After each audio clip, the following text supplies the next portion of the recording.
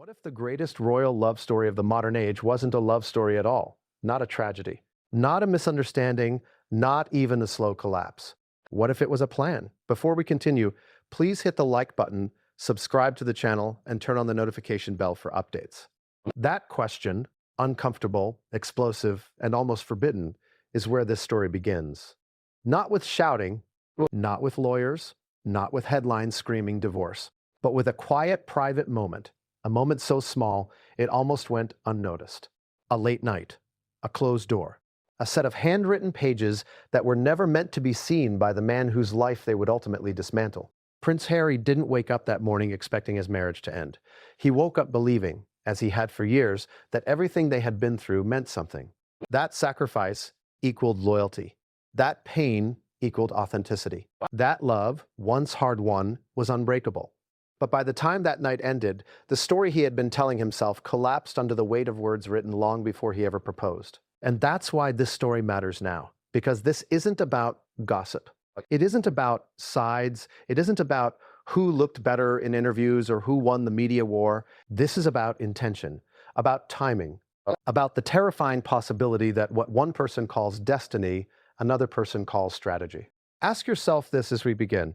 If you discovered that the most important relationship of your life had an expiration date written before it even began, would you ever be the same? Harry wasn't.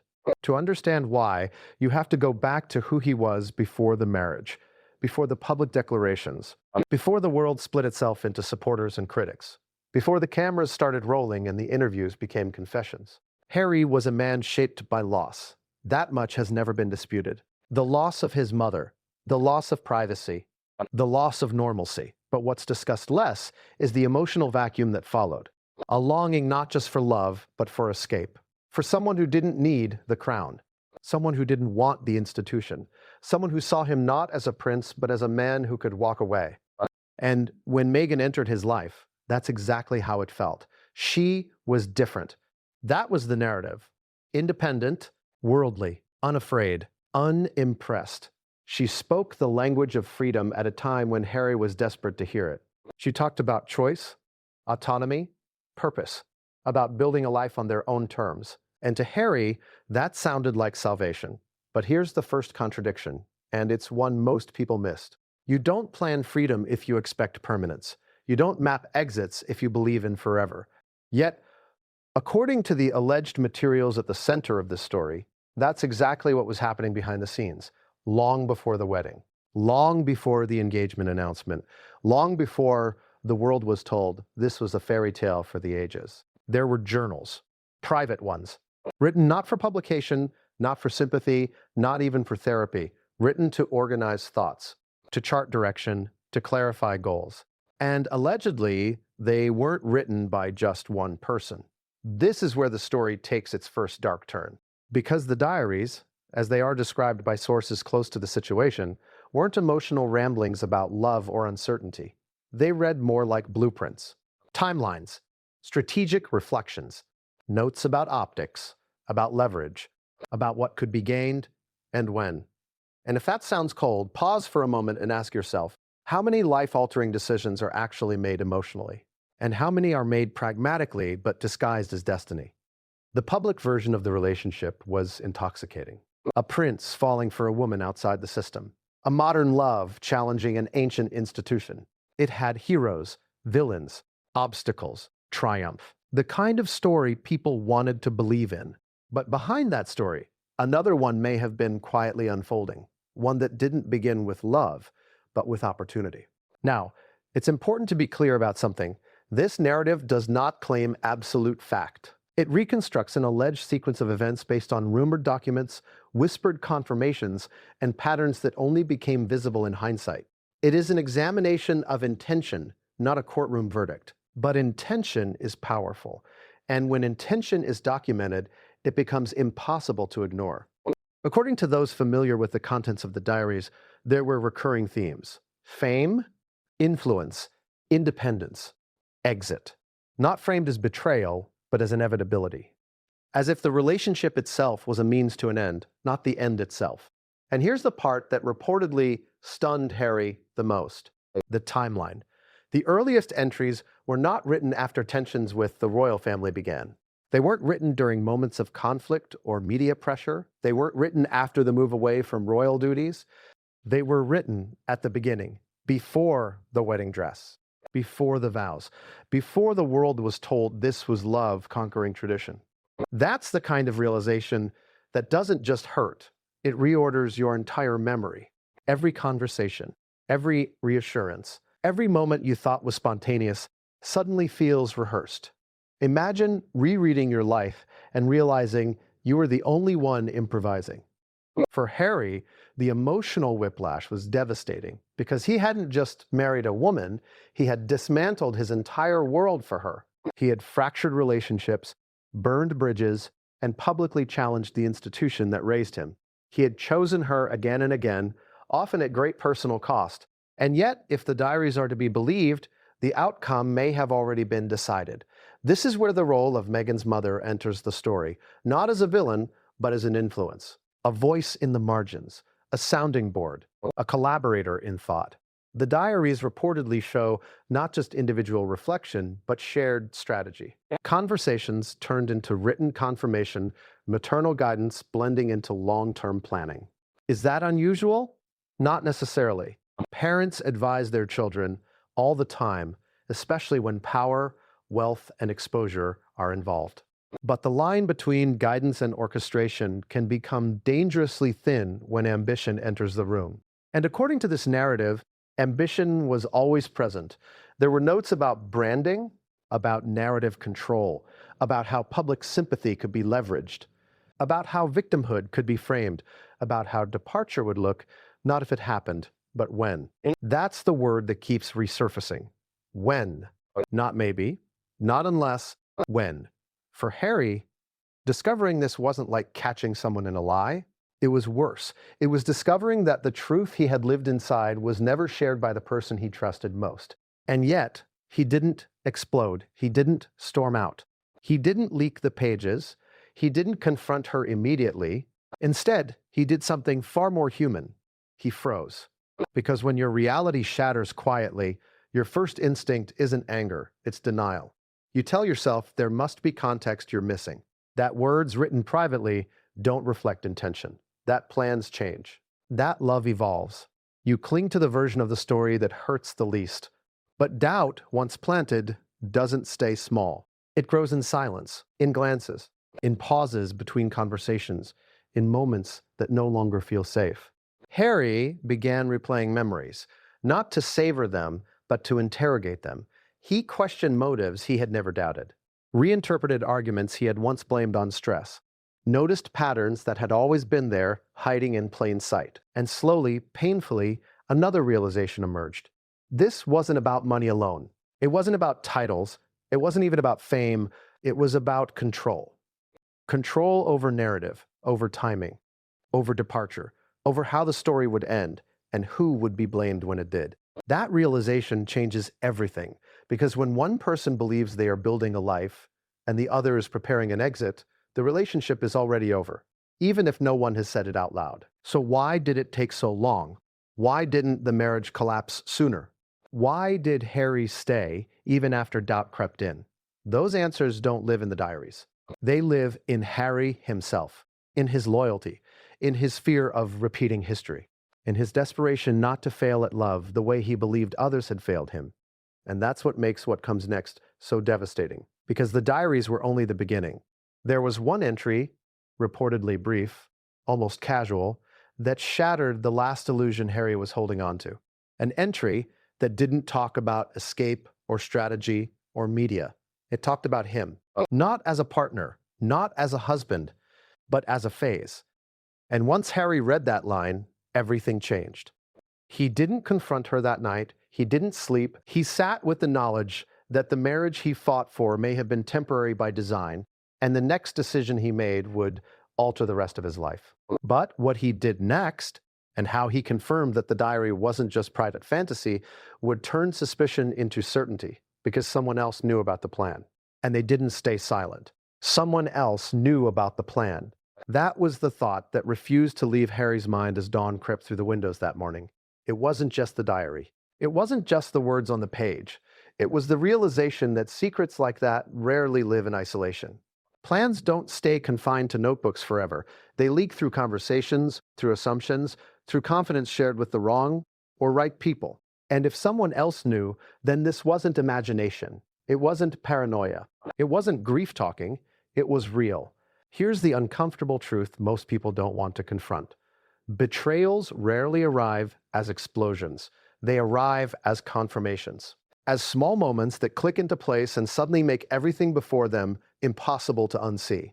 For Harry, that confirmation didn't come from confrontation. It came from memory. He began replaying the early days of the relationship, not with nostalgia, but with forensic precision. Every conversation, every reassurance, every time he'd been told, "I don't care about titles," or "I never wanted this life," or "I just want you." At the time, those words had felt like oxygen, like proof that he was finally loved for who he was, not what he represented. Now, they sounded different. Now, they sounded like positioning. Ask yourself something honestly. How often do we fall in love with how someone sees us rather than who they are? And how dangerous is that when the person looking back already knows where they're going? Harry had always believed he was the exception, the prince who found someone untouched by the institution, the man who inspired a woman to reject fame instead of chase it, the one whose love story would rewrite the rules. That belief wasn't arrogance, it was hope, and hope makes people blind. From the very beginning, the relationship moved fast, not just emotionally, but structurally. Conversations about the future happened early, about escape, about building a life away from the palace, about independence, about telling their own story. Harry thought that meant commitment. What he didn't consider was that someone talking about leaving before they've even arrived might not be dreaming, they might be planning. There's a difference between wanting out and never intending to stay. But here's the part that complicates everything. Harry wasn't coerced. He wasn't manipulated in a way that felt aggressive or obvious. No ultimatums, no threats, no dramatic demands. Instead, he was encouraged. Encouraged to believe he was rescuing someone from a system she never wanted. Encouraged to see himself as the brave one, the protector, the man who chose love over legacy. That's a powerful role to inhabit. And once you accept that role, you start making decisions to live up to it. You defend harder. You isolate more. You justify what others question. Harry defended the relationship against friends, family, advisors, and the press. Every warning sounded like jealousy or cruelty to him. Every concern felt like an attack on the woman he loved. He didn't see red flags. He saw enemies, and that's exactly how loyalty becomes a liability. The irony is brutal. The very qualities that made Harry devoted, his empathy, his protectiveness, his refusal to abandon someone under pressure, were the same qualities that made him vulnerable to someone who already knew how the story could end. According to accounts tied to the diary, there was an assumption baked into the plan that Harry would follow, that his resentment toward the institution, his unresolved grief, and his desire for autonomy would make him predictable. Not weak, predictable. That distinction matters. Harry wasn't a fool. He was a man searching for meaning outside the shadow of his past. And when someone offered him a version of the future where he was free, admired, and morally justified, he stepped into it willingly. But freedom framed as love can become a cage of expectation. The diaries allegedly reflected that understanding. They didn't describe Harry as disposable, but they didn't describe him as permanent either. He was part of the arc, a necessary chapter, a bridge between obscurity and global relevance. And bridges aren't destinations. That realization cut deeper than any insult ever could. Harry began to understand something terrifying, that being chosen didn't mean being irreplaceable. It meant being useful. Once that thought took root, it spread everywhere. He remembered moments that had felt off at the time, but had been brushed aside. Decisions that prioritized optics over intimacy. Conflicts that escalated when the narrative wasn't fully controlled. An unusual comfort with controversy as long as it produced attention. Attention is currency, and those who know how to spend it don't waste it on accidents. Harry asked himself a question he had avoided for years. If the goal was always independence, why did it require maximum exposure first? Why did privacy only matter after visibility had been secured? Those aren't questions born of bitterness, they're questions born of clarity. And clarity is unforgiving. As Harry processed this, Another memory resurfaced, one he hadn't connected to anything until now. A casual comment, overheard in passing, not said to him, but around him. A remark about timing, about waiting, about how things would look later. At the time, it meant nothing. Now, it meant everything, because it implied foresight, and foresight implies intention. This is where the presence of the mother became impossible to ignore. Not as a caricature, not as a mastermind, but as a participant in conversation. Someone who understood power dynamics. Someone who had lived enough life to know that opportunity doesn't knock forever. The diaries reportedly reflected alignment, not constant plotting, but agreement, reinforcement, validation, the kind that turns a thought into a plan. When family supports your vision, it becomes harder to question it. And when your partner believes that support is unconditional love, the imbalance grows. Harry began to realize that he had been reacting to a script he never read. Every time he fought publicly, it advanced the narrative. Every time he withdrew from his family, it strengthened the divide. Every time he spoke about pain, it positioned him exactly where the story needed him. That's a horrifying realization for anyone, but especially for someone who spent his life trying to escape being controlled. Because it means the rebellion wasn't rebellion at all. It was anticipated. Here's the contradiction that still haunts this chapter of the story. Harry wasn't wrong to want out. He wasn't wrong to question the institution. He wasn't wrong to prioritize mental health, boundaries, or love. What shattered him was discovering that his personal awakening may have been used as leverage in someone else's long-term design. Two truths can coexist, and that's what makes this so complicated. Harry didn't suddenly hate Meghan. He didn't become cold overnight. What he felt was worse: disorientation, the kind that makes you doubt your own judgment, the kind that asks, if I was wrong about this, what else was I wrong about? The kind that forces you to question whether love can ever be separated from outcome. And yet, even then, he didn't leave. That's the part critics never understand. Why didn't he walk away the moment he saw the diary? Because walking away would have meant accepting that everything he sacrificed, family ties, public standing, personal identity, had been built on a misunderstanding. And that's a grief most people aren't ready to face immediately. Instead, Harry watched, he listened, he waited. And that waiting revealed something even more damning. The behavior didn't change. The forward momentum toward independence continued. The framing of events remained calculated. The emphasis on narrative control intensified rather than softened. If the diary had been outdated fantasy, reality would have contradicted it. It didn't. It confirmed it. Harry began to see that the marriage itself had become a stage, a place where roles mattered more than connection, where conflict could be repurposed, where pain had utility. And slowly, the man who thought he had been chosen began to understand that choice had never been mutual. That understanding didn't turn him into an enemy, it turned him inward. Because once you realize you were part of a plan, the next question becomes unavoidable. What happens when the plan is complete? That question terrified him, because if departure had always been the destination, then love was never the anchor, it was the vehicle. And vehicles are abandoned when they've taken you far enough. Harry knew then that he couldn't confront this with anger. He needed proof beyond his own interpretation, something external, something undeniable, someone else who could confirm that the diary wasn't just private reflection. And that's when the silence broke, because the person who knew about the plan didn't come forward out of loyalty. They came forward out of fear, and what they told Harry didn't just validate his doubts, it reframed the entire beginning of the relationship in a way he could no longer ignore. Because the plan hadn't started when he thought, it started before they ever met. And once Harry learned how early the groundwork had been laid, he realized something chilling. He hadn't fallen into a love story, he had walked into a trajectory.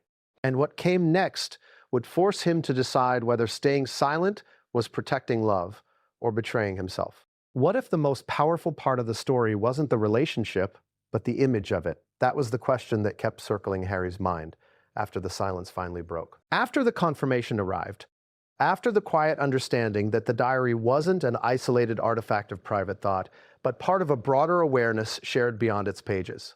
Because once someone else acknowledged the plan, the next realization followed fast and hard. The public image hadn't merely accompanied the relationship. It had driven it, Harry had always believed the image came second, that the love existed first and the cameras followed, that the narrative grew organically out of genuine emotion, that the world was watching something real unfold in real time.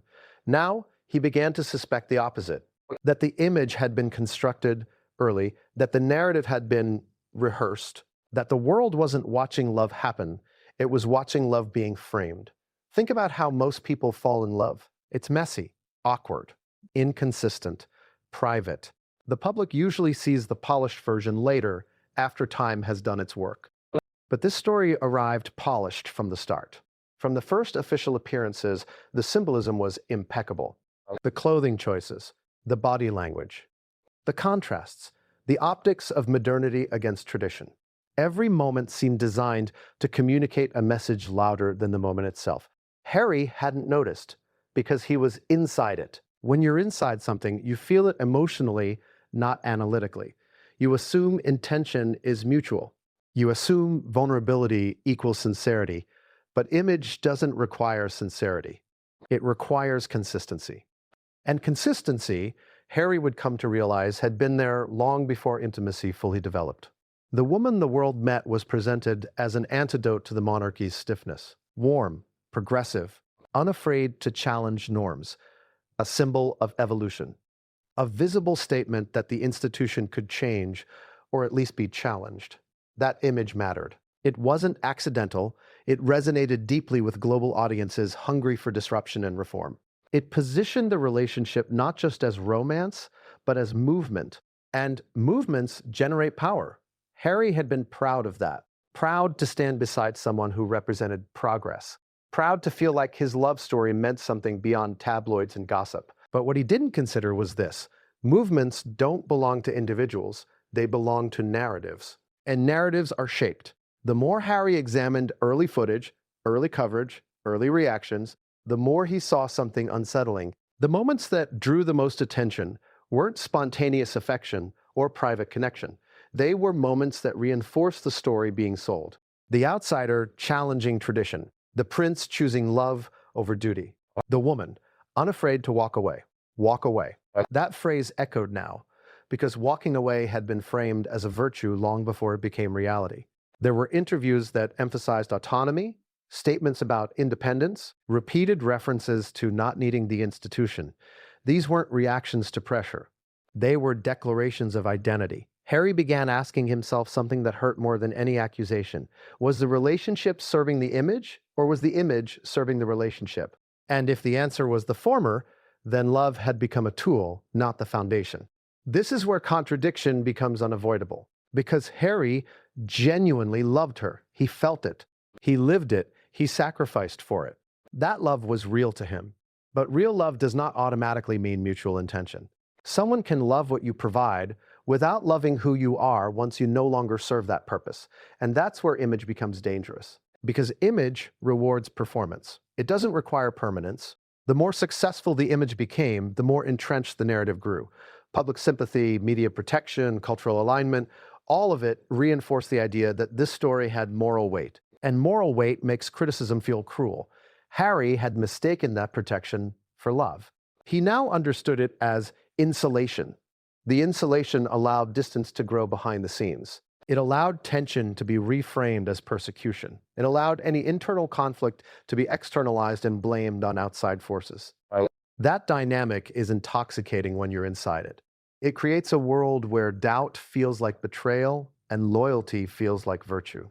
Harry had lived in that world for years, until the diary cracked it open. According to what he was told, the image had been discussed explicitly, not in a sinister way, not in language that screamed manipulation, but in the calm, rational tone of people who understand media, which is perhaps the most chilling part. There was no malice. There was calculation. What looks better? What lands emotionally? What builds leverage? Those questions don't sound evil on their own. They sound professional, strategic, smart. But when they apply to marriage, the implications change. Marriage is supposed to be the one space where you don't perform, where you don't optimize, where you don't brand. Yet Harry began to see that even private moments were filtered through future optics. Arguments weren't just arguments, they were potential talking points. Pain wasn't just pain, It was narrative capital. And that realization reframed everything. Why certain fights escalated when cameras were near. Why reconciliation often followed exposure. Why silence felt temporary, but attention felt constant. Image thrives on tension. Love does not. Harry remembered times when he had wanted to slow down, to pull inward, to protect something just for themselves.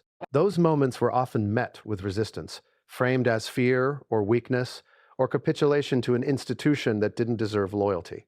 He had accepted that framing without question. Now he wondered, was privacy a threat because it weakened the narrative? If the image faded, what remained? That question terrified him. Because the more he interrogated it, the more he realized how much of his identity had become entangled with the story, not just as a husband, but as a symbol, as proof that escape was possible, that rebellion could succeed. Symbols don't retire easily, and those who manage symbols don't let go without a plan. Harry began to see how departure had been framed long before departure occurred, how independence had been marketed as inevitable, how every step away from the institution strengthened the image rather than destabilized it. Even conflict fed it. That's when the confirmation he received took on deeper meaning. The person who spoke to him didn't just acknowledge the diary. They acknowledged discussions, conversations that treated the relationship as a vehicle for transformation of status, of platform, of relevance. The word relevance landed heavily, because relevance has a shelf life. It must be renewed, maintained, escalated. And once the relationship had served its purpose publicly, the next act had to be compelling enough to stand on its own. That's when Harry understood the real danger of image-driven love. It doesn't end quietly. It ends with a story, and stories require endings that make sense to the audience. Harry wasn't afraid of divorce at that point. He was afraid of becoming the villain in a narrative he helped create. That fear kept him quiet longer than he should have been. It kept him compliant when his instincts told him to pull back. It kept him hoping that love might still override momentum. But image momentum doesn't slow down for hope. It accelerates. Harry began noticing shifts in tone. Subtle, but significant. Language that emphasized self over partnership. Statements that centered struggle but not reconciliation. Planning that didn't include him beyond a certain horizon. He asked himself the question no one wants to ask while still married. If I disappeared from this picture tomorrow, would the story continue? The answer, he realized, was yes. And that realization was devastating, because it meant the image had outgrown the marriage. When image becomes larger than intimacy, intimacy suffocates. Harry felt that suffocation in small ways at first. A sense of being managed rather than known. A growing distance between private emotion and public presentation. A quiet understanding that vulnerability was acceptable only if it aligned with narrative needs. He began pulling inward, not out of spite, but self-preservation. And that withdrawal was noticed, not with panic, with recalibration. The image adjusted. And that told him everything he needed to know. Because when love falters, people fight for connection. When image falters, people protect positioning. Harry saw the protection kick in, and once he saw it, he couldn't unsee it. The dream he thought he had entered, the one where love broke the rules, revealed itself as something far more calculated. A dream can still feel real while it's happening. That doesn't make it permanent. Harry understood then that the image had been sold brilliantly, just not to him. He had been the last audience to realize what the story required. And as he wrestled with that truth, another contradiction emerged, one that made his decision unavoidable, because the image needed him until it didn't. And the moment he stopped playing his part instinctively, the story began preparing for a different ending, one where independence looked heroic and marriage looked optional. That's when Harry knew he had reached a crossroads. Stay inside the image and disappear as a person, or step out of it and reclaim himself, no matter the cost. But before he could make that choice, something happened that confirmed the image was already shifting. The narrative had begun to move without him. And once he realized that, he knew the next chapter wouldn't be written by both of them. It would be written about him. What if the most dangerous secret isn't what's said out loud, but what's written down when no one is watching? That question hung over Harry like a low cloud as the image he once trusted began to unravel. Because images can be explained away, narratives can be reframed. Public moments can be misinterpreted, but handwriting? Handwriting is intimate. It's slow. It requires intention. You don't accidentally write a future you don't expect to live. The diary wasn't dramatic. That was the first thing that unsettled him. No grand declarations, no obvious malice, no villain monologues. Just calm entries, measured reflections. Harry hadn't been snooping. That's another uncomfortable truth. The pages weren't discovered through betrayal or suspicion. They surfaced through circumstance, a moment of trust, a lapse in privacy, a situation no one anticipated would collide with consequence. And once he saw them, he couldn't pretend he hadn't. The first entry he read didn't even mention him by name. It referenced a direction, a feeling of inevitability, a sense that the path ahead was already forming, even if the details weren't finalized yet. What shook him wasn't what it said, it was how early it was written. Before the world knew, before the engagement rumors, before the life-altering commitments, Harry sat there trying to rationalize it. People journal all the time. People write possibilities they never pursue. Writing doesn't equal intent. But then he kept reading, and patterns emerged. Repeated references to independence, to exit, to how things would eventually need to shift, to how staying too long could limit opportunity, to how being inside something powerful was different from belonging to it. Those are not the words of someone imagining permanence. Those are the words of someone timing their departure. As Harry turned the pages, the emotional weight didn't hit him all at once. It came in waves. Each entry recontextualized the last. Each note cast a shadow over memories he had cherished. He remembered moments when she had spoken passionately about freedom, about not wanting to be trapped, about how she admired people who knew when to walk away. At the time, he had admired that strength. Now, he wondered if he had mistaken preparation for principle. The most unsettling part wasn't the content itself. It was the confidence behind it. There was no anxiety in the writing, no hesitation, no fear of loss, just a quiet certainty that change was not only coming, but necessary. Necessary for what? That question burned. Then came the entries that referenced conversations, not arguments, conversations, exchanges of thought, reflections shaped by discussion, ideas tested and refined. And that's when Harry understood this diary hadn't been written in isolation. There was a second voice in the margins, not always explicitly, sometimes through phrasing, sometimes through agreement, sometimes through the calm reinforcement that appears when someone feels validated by another person they trust. The presence of a maternal influence wasn't shocking on its own. Parents talk to their children, they advise, they warn, they dream on their behalf. But this wasn't cautionary guidance. This was alignment. The diary didn't frame the relationship as uncertain or risky. It framed it as transitional, as a necessary phase in a longer journey, a means of elevation, a way in. Harry found himself rereading certain lines over and over, hoping they would soften with repetition. They didn't. One entry stood out in particular. It wasn't long. It wasn't dramatic. It was almost mundane. It talked about how people rarely see transitions clearly when they're inside them, how proximity to power creates both opportunity and limitation, how staying too long can turn momentum into stagnation. Harry stared at that line for a long time, because stagnation wasn't a word he had ever associated with marriage. Marriage was supposed to be grounding, anchoring, stabilizing, not limiting. The diary framed the royal world not as a home, but as a platform, a stage, something to step onto and eventually step away from with maximum visibility. Visibility. That word appeared again and again. Visibility before autonomy. Recognition before reinvention. Story before silence. Harry felt his chest tighten as he realized something else. There was no entry about staying. No exploration of how to make it work long term. No curiosity about compromise. No grappling with what permanence would require emotionally. The diary assumed departure, not with bitterness, with acceptance. And acceptance is far more dangerous than anger, because anger can be resolved. Acceptance is final. Harry's mind raced as he tried to reconcile this with the woman he thought he knew, the woman who cried in private, who expressed pain, who spoke of isolation and misunderstanding. Those emotions may have been real. People can feel pain even while pursuing self-interest. But pain doesn't negate intention. It can coexist with it. This is where Harry felt the deepest betrayal, not because of ambition, but because of asymmetry. He had been willing to burn his life down for love.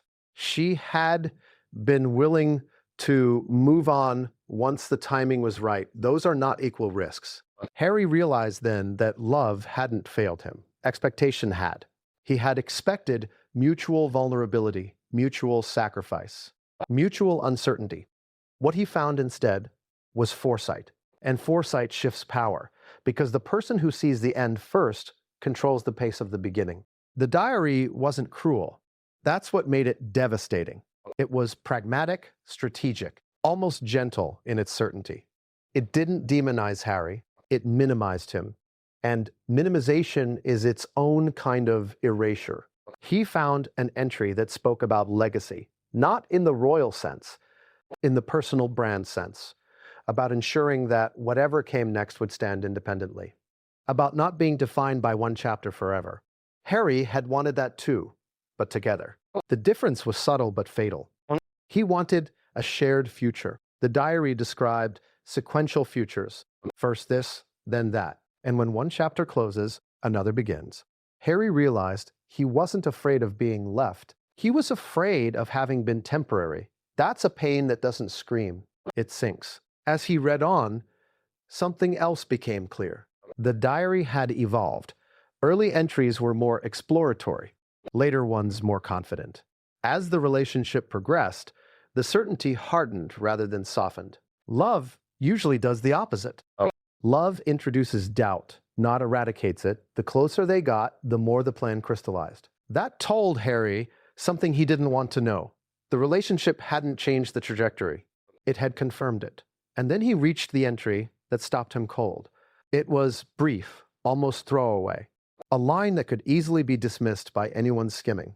It referred to how certain relationships are catalyst, necessary, transformative, but not enduring. How some people are meant to walk with you only until you reach the place where you can walk alone. Harry knew in that moment who that line was about. It wasn't cruel. It was efficient.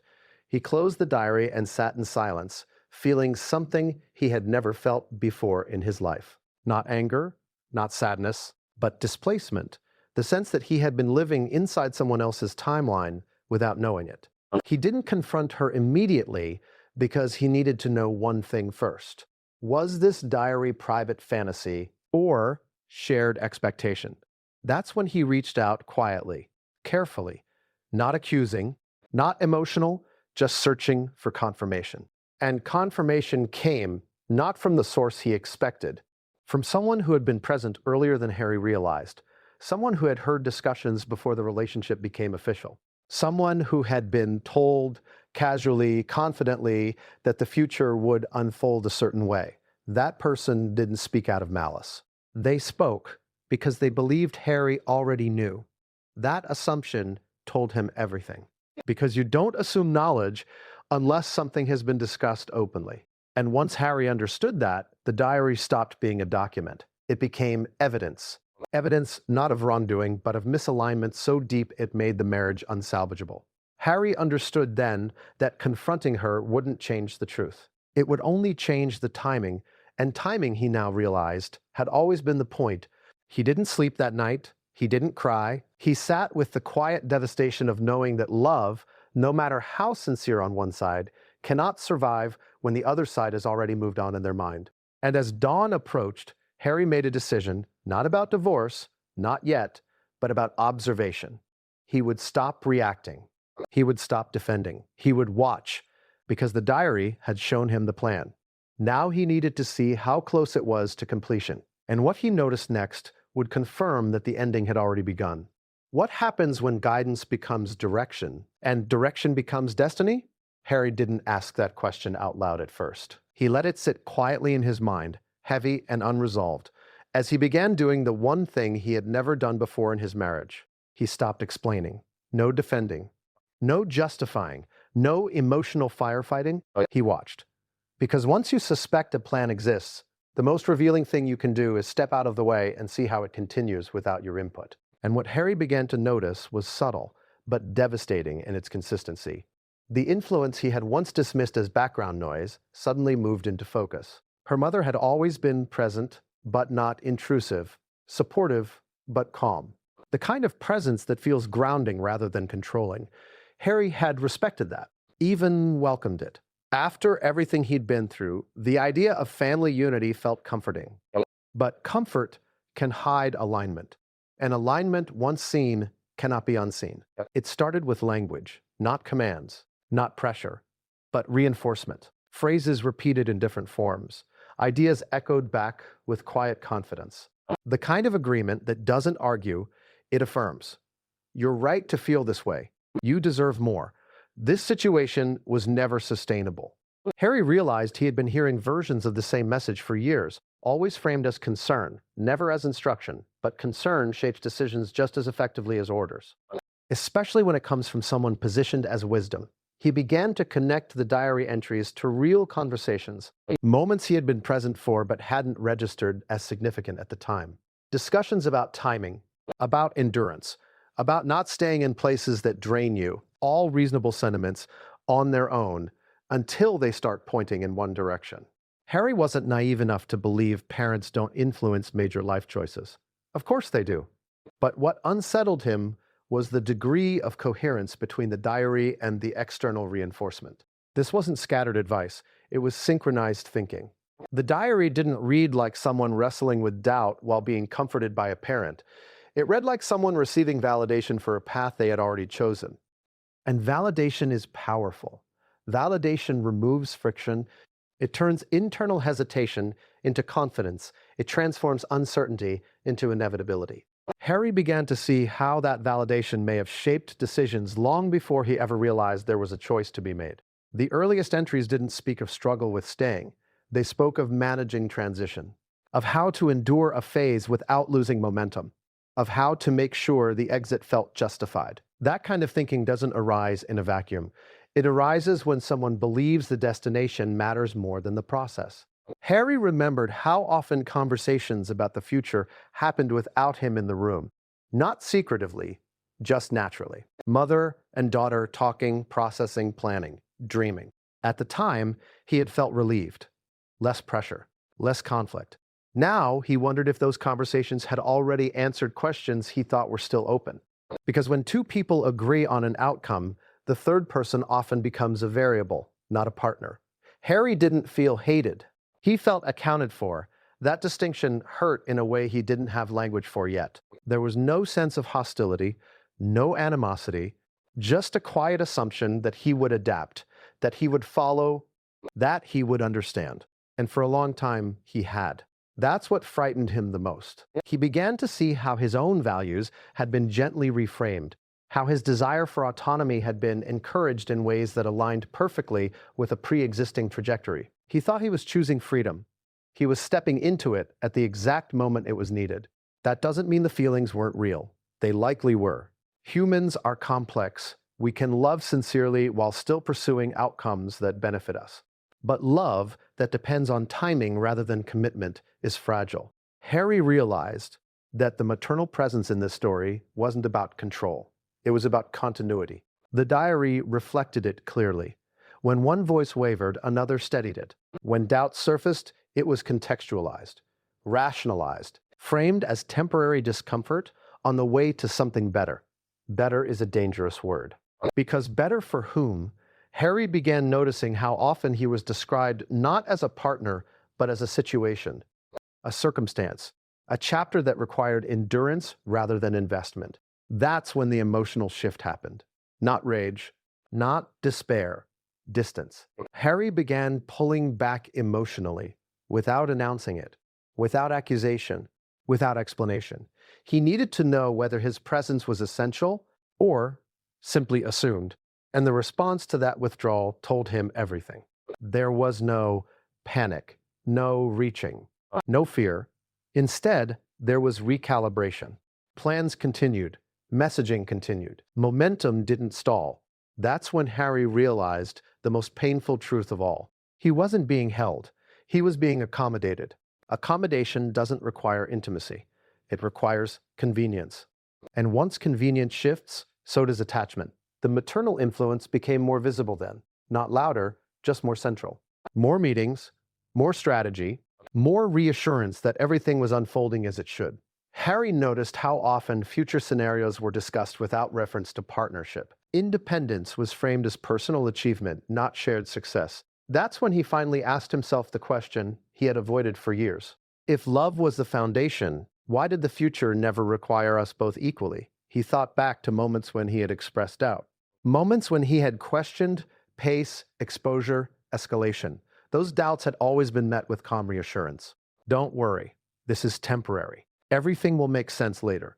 Later. The diary used that word too. Later, as a destination, not a shared horizon.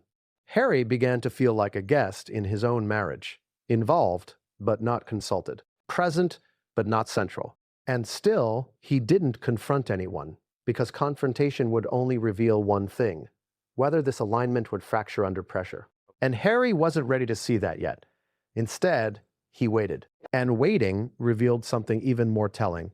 The mother's role wasn't defensive. It was preparatory. There were conversations about resilience, about public perception, about standing strong in the face of criticism, about how people always misunderstand powerful women who choose themselves. Again, none of this is inherently wrong, but it becomes something else when it's paired with a pre-written exit, because resilience in that context isn't about staying, it's about surviving the fallout. Harry realized that the narrative had already accounted for opposition, for backlash, for blame. He wondered quietly whether it had also accounted for him. Not as a partner, but as a character. That thought unsettled him deeply.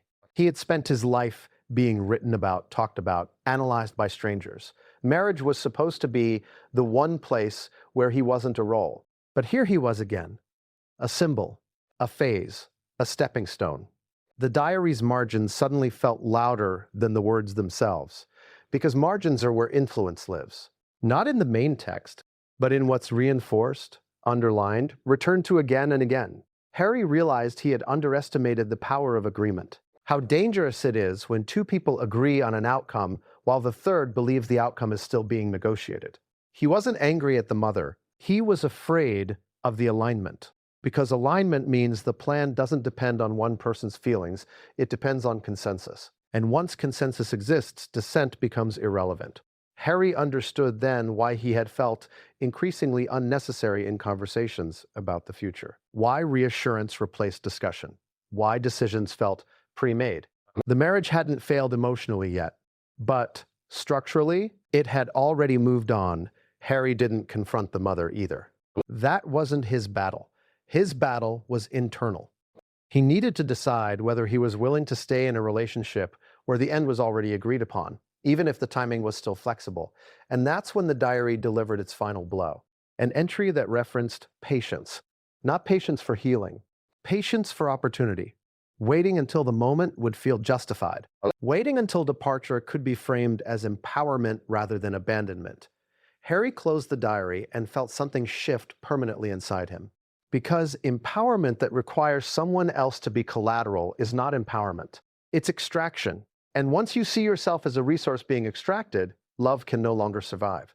Harry realized then that the maternal influence wasn't about protecting a daughter from harm, it was about protecting a trajectory from derailment. And Harry, with his doubts, his slowing pace, his emotional hesitation, had become a potential derailment. That understanding changed how he saw every interaction that followed. The calm reassurance wasn't for him. It was for continuity. And continuity doesn't require marriage. It requires momentum. Harry knew then that the decision he feared was already being made around him. He could stay and become irrelevant, or he could step out before the narrative did it for him. But before he acted, one final contradiction surfaced, one that forced his hand. Because despite all the planning, despite all the alignment, there was one thing no one had anticipated. Harry had stopped playing his part, and the system noticed. What happened next exposed just how little the marriage itself mattered compared to the story it was meant to serve. You ever wonder how early someone can plan to leave a marriage before it even starts? Harry did. And now, staring at the diaries, he realized the answer was long before he ever walked down the aisle. It wasn't impulsive. It wasn't a reaction to public pressure. It wasn't a coping mechanism for media scrutiny. The plan had existed, clear, methodical, deliberate, before any engagement, before rings, before cameras, before love had a chance to breathe. And that's what made it devastating. Harry had believed the relationship was unfolding naturally, that every compromise, every late-night conversation, every shared laugh had been mutual discovery. Every plan they had built together was, to him, a step toward a shared future. But according to the diary, the shared future wasn't shared at all. The entries weren't emotional confessions. They were strategic outlines. Notes about timing, leverage, narrative, and visibility. Words that could have been bullet points in a business presentation. Phase 1, build trust. Phase 2, establish independence. Phase 3, ensure media narrative aligns with exit. And the timing was precise. Not a day was wasted. Not a moment unplanned. Every argument, every reconciliation, every public display of affection was, allegedly, part of a trajectory that Harry wasn't aware existed. He read one entry where she detailed how the royal family could be leveraged for visibility. Not disrespectfully, not maliciously, just analytically. She had understood the optics, the public appetite for a rebellious love story, and she had mapped how to harness it. Every smile, every gesture, every subtle contrast against tradition had a purpose. Harry felt sick. He remembered those moments fondly, her laughing at a royal dinner, holding his hand at public events, the whispered assurances in private. He had believed every one of those moments meant the same thing to her that it did to him. Connection, love, intimacy. Now he wondered, had he been performing on someone else's stage the entire time without realizing it? And then came the entries about departure. They weren't written as emotional reaction to anything. They weren't, I might leave if. They were, I will leave when, and described in clinical, clear terms. The diary had a cadence, a rhythm, a certainty. It wasn't about possibility. It was about execution. Harry's stomach tightened as he read the next section. It described sequences of life events, almost like a to-do list. Engagement confirmed. Secure public favor. Align narrative with media outlets. Ensure independent platform is stable. Prepare step away from the institution. Exit timed for maximum attention and autonomy. He read it again, convinced he had misinterpreted it, but there it was, clear, typed in her hand, or at least precise, structured handwriting. It mapped a route he hadn't even imagined existed. He realized she hadn't married for love alone. She had married for opportunity, for platform, for leverage, and Harry, deeply in love, trusting, loyal, was the most significant piece of that plan. The diary wasn't cruel. It wasn't vindictive. It was pragmatic, strategic, efficient. And efficient is far worse than cruel, because cruel gives you the chance to react. Efficiency leaves no room for negotiation. He closed the diary for a moment, trying to breathe. His mind went back to their first real conversation about marriage. How she had spoken passionately about autonomy, partnership, independence. He remembered feeling seen, understood, loved, and now he wondered how much of that was genuine feeling and how much was rehearsal, how much was placement, how much was the scaffolding of a pre-planned trajectory. The shock was immediate, but the revelation was gradual. He began mapping the timeline in his head. Dates, milestones, decisions he had made that had unknowingly aligned with the exit plan rather than the relationship. Public appearances, charity launches, media interviews, private commitments. Every moment now seemed to serve two masters, love for him and strategic visibility for her, and the narrative she and her mother had built. He remembered the early warnings he had heard from friends, family, advisors, small comments about pace, about media control, about how quick everything had moved. At the time, he dismissed them as jealousy, misunderstanding, or interference. Now, he saw them as prescient, as observations he had refused to accept. There was no one to blame but himself for ignoring them, and yet, part of him still refused to hate her. Because love had been real. Moments had been real. Laughter, intimacy, connection, they were tangible, irreplaceable, unmanufactured. But even reality can exist within someone else's plan. Harry realized the most horrifying element of all. He hadn't been protected by love. He had been essential to it. He had been a participant in an operation disguised as romance.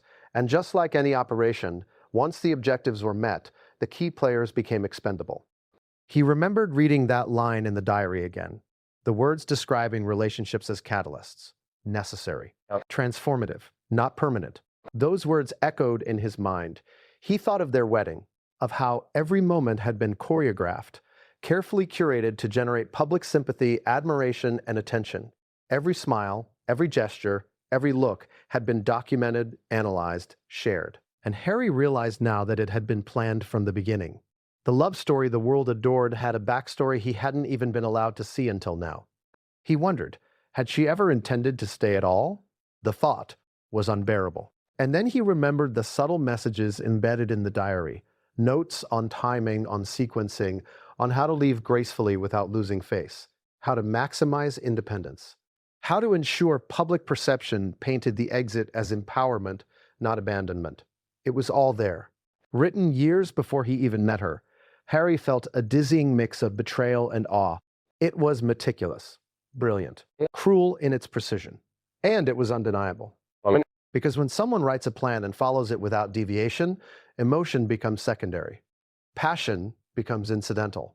Relationships become instruments. And Harry realized that despite all the feelings, despite all the shared moments, despite everything he had sacrificed, he had been moving along a path someone else had already mapped. He had entered a marriage not of two equals, but of one active participant and one architect. And now, understanding that, the question became inevitable. What would he do next? He couldn't undo the past. He couldn't reclaim the ignorance of joy, of hope, of love. But he could control the future. And controlling the future meant watching, observing, calculating, timing his next move carefully, because acting impulsively could hand the narrative to someone else entirely. And that's when Harry realized something more terrifying than betrayal. The plan wasn't just about him. It was about him, the world, and the story they would tell together. And without him, if he wasn't careful, the story would continue anyway. Two people said, "I do," but what they didn't say out loud, what no one saw, was that the vows were not binding in the same way for both of them. Harry walked down the aisle believing in forever, believing in love that had survived whispers, doubts, and the weight of expectation, believing that marriage would anchor them, fuse them, and create a shared life built on loyalty and trust. He didn't know that, for her, the vows were a milestone, not a foundation. A moment to cement visibility, establish narrative momentum, and maintain the trajectory she and her mother had meticulously planned long before the world applauded. The ceremony itself was magnificent, lavish, polished. Every detail captured the imagination of millions around the globe. The world saw tradition bent to modernity, elegance fused with rebellion, beauty with purpose, a fairy tale unfolding in real time. And Harry believed in that fairy tale. He believed in her. He believed that all the planning, all the optics, all the symbolism were shared gestures of love, not calculated moves in a larger game. But love, as he would come to understand, had already been reframed. The diary revealed it, and the reality he would piece together over the coming weeks made it undeniable. The wedding had sealed not just a union, it had set a trajectory, two trajectories, in fact, that diverged in ways he hadn't anticipated. One trajectory was his, rooted in hope, commitment, and shared experience. The other was hers, rooted in timing, independence, and narrative advantage. The conflict between those trajectories was subtle at first, invisible to anyone outside the room. But Harry, intimate with both, began to see it in micro moments. A pause before answering a question, a glance at a family member, not him, a phrase emphasized for public impact, not private truth. Each detail was minor alone. Together, they painted a stark portrait. Harry began to realize that the marriage itself was not the focal point. The public image, the story, the narrative arc was, and he had been cast in it without full knowledge of the role he was playing. He thought of the vows, the promises made in good faith.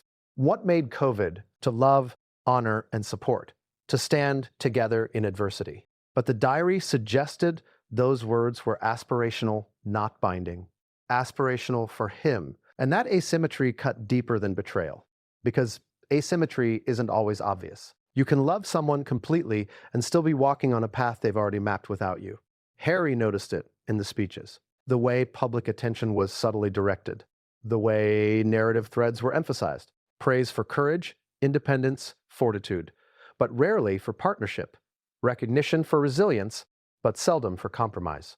Those elements, when repeated in different contexts, create expectation.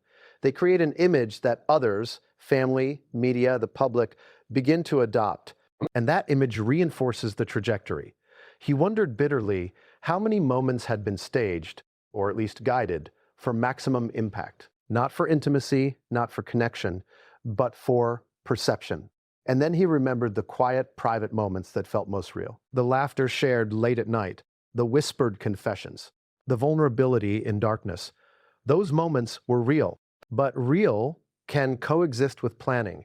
Love can be genuine, even when opportunity lurks alongside it.